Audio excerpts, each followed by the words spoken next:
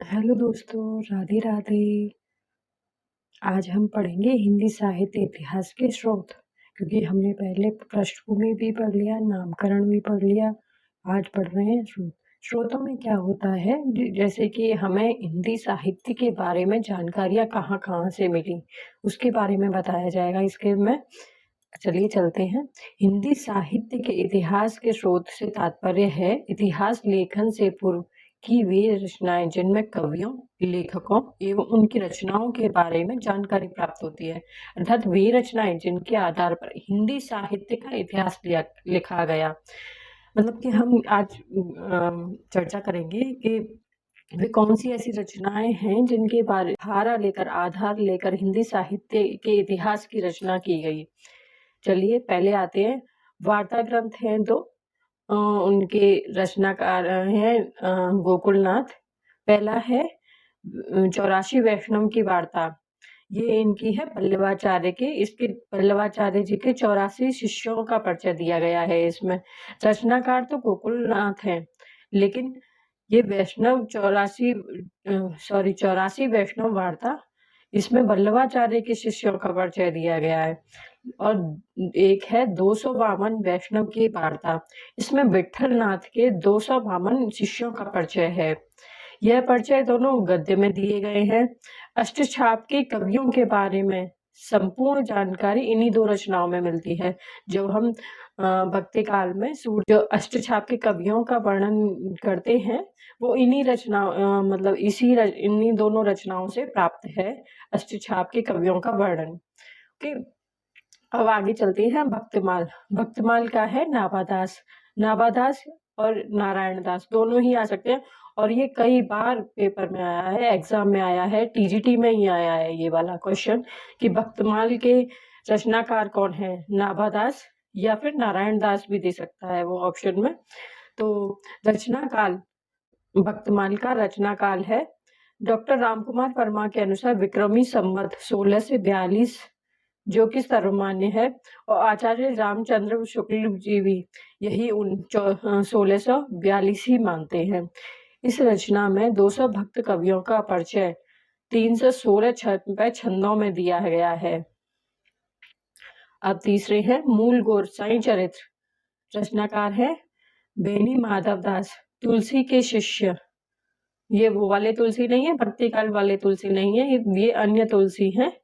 उनके शिष्य हैं बेनी माधव दास।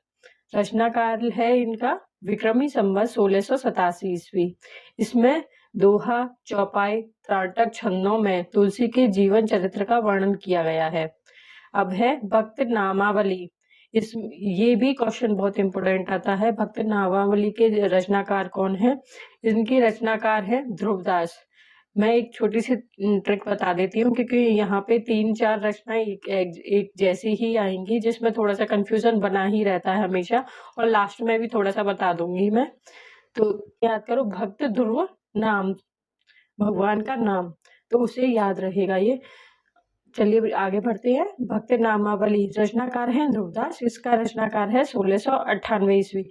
इसमें बुंदेलखंड के 116 कवियों का परिचय है। अब आगे आते हैं कविमाला। कविमाला, रचनाकार तुलसी। तुलसीदास वो तुलसीदास नहीं है भक्ति काल वाले, ये अन्य तुलसीदास है, मैंने पीछे बताया था। बेनी माधव दास उनके शिष्य हैं, और ये तुलसी है। रचनाकाल है विक्रमी संवत 1672। इसमें 75 कवियों की रचनाओं का संग्रह है। अब आते हैं हम कालिदास हजारा। ये भी इम्पोर्टेंट रचना है। लेखक है इसके कालिदास त्रिवेदी। रचनाकाल है विक्रमी संवत 1775। इसका रचनाकाल जरूर पूछ लेते हैं, थोड़ा सा याद रखिएगा। इसमें 212 कवियों का लगभग 1000 कविताओं का संकलन है। इसके आधार पर ठाकुर शिव सिंह सेंगर ने शिव सिंह सरोज लिखा है। आगे जब हम इतिहास लेखन की परंपरा पढ़ेंगे, तब उसमें आएगा किसने क्या आधार लिया, किसने कौन सी रचनाएं की, कैसे की, तो वो सारी चीजें आगे आएंगी। सतकवि गिरा विलास, रचनाकार हैं इनके बलदेव। रचना काल है विक्रमी संवत 1803।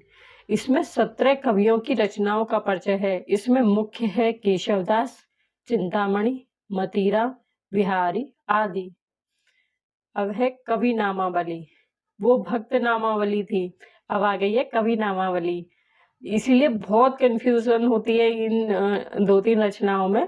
तो आगे है कवि नामावली। कवि नामावली के रचनाकार है सूदन। रचनाकार है विक्रमी संवत 1810 ईस्वी। इस रचना में सूदन ने 10 कवियों का नामोल्लेख कर उन्हें प्रणाम किया है। अब मैं एक छोटी सी ट्रिक बता देती हूँ। कवि सूरदास जी भगवान का नाम लिया।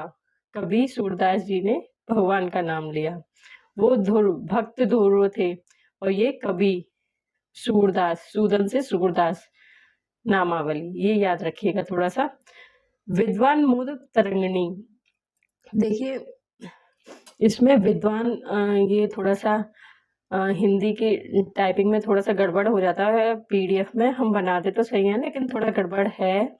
विद्वान ऐसे नहीं लिखते, सॉरी मैं आपको बता देती हूँ थोड़ा सा। विद्वान ऐसे लिखते हैं,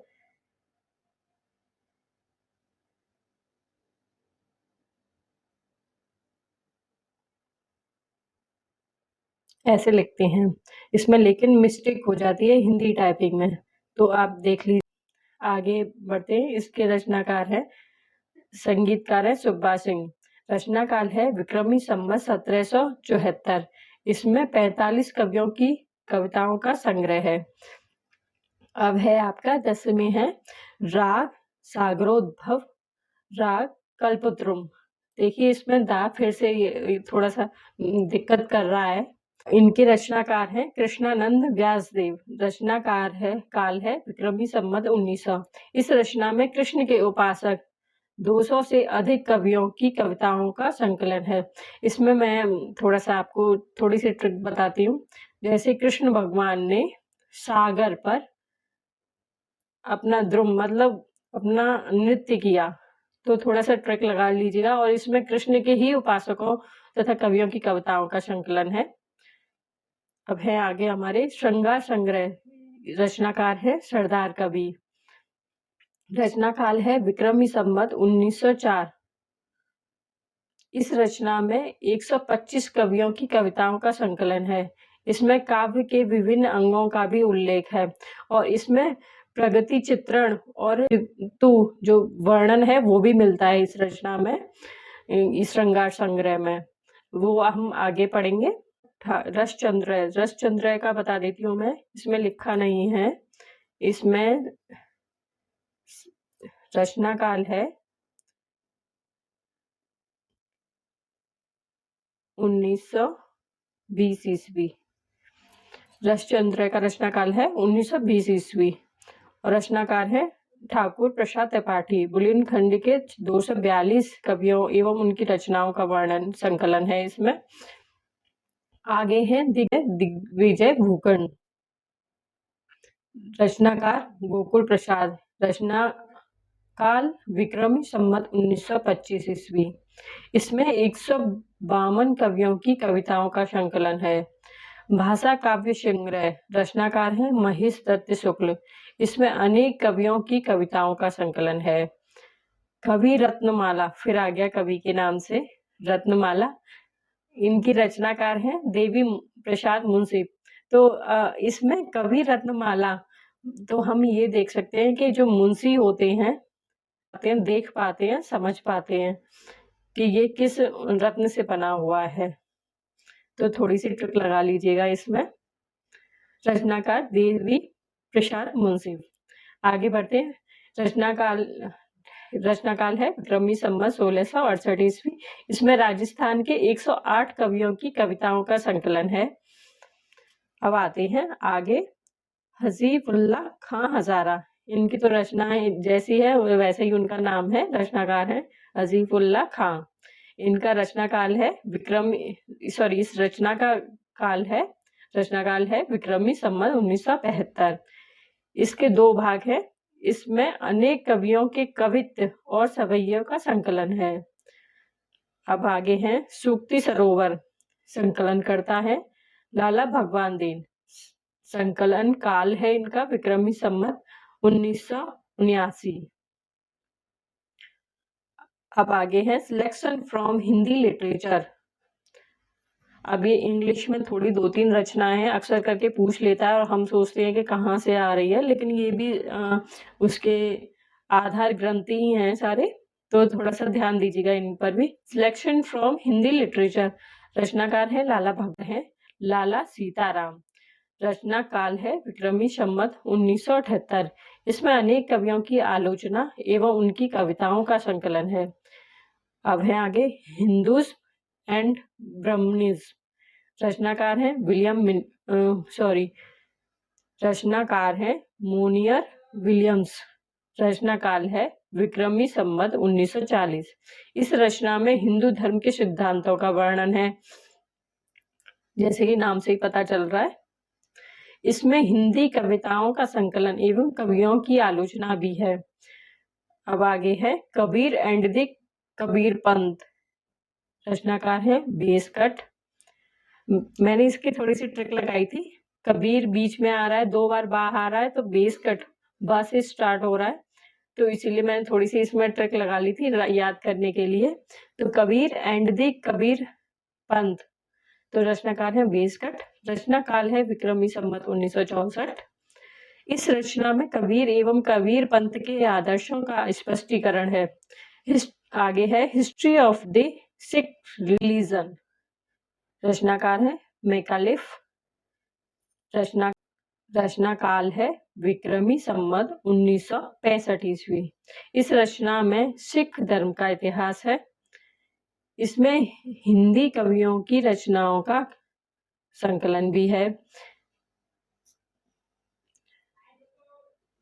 इसमें हिस्ट्री ऑफ द सिख धर्म से तो संबंधित है यही रचना, लेकिन हिंदी कविताएं हैं उनका भी संकलन है, इसीलिए हमने इसमें इतिहास लेकर के आधार स्रोत में रखा हुआ है इसको।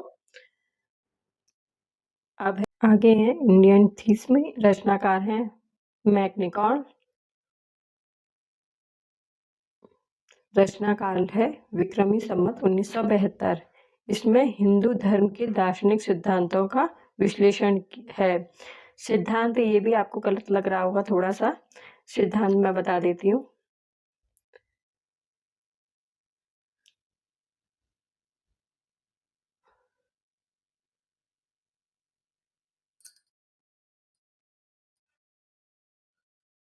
ये ऐसे लिखा जाएगा, सिद्धांतों का विश्लेषण है।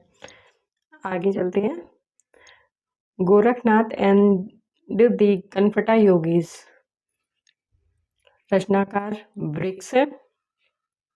रचना काल है विक्रमी संवत 1955।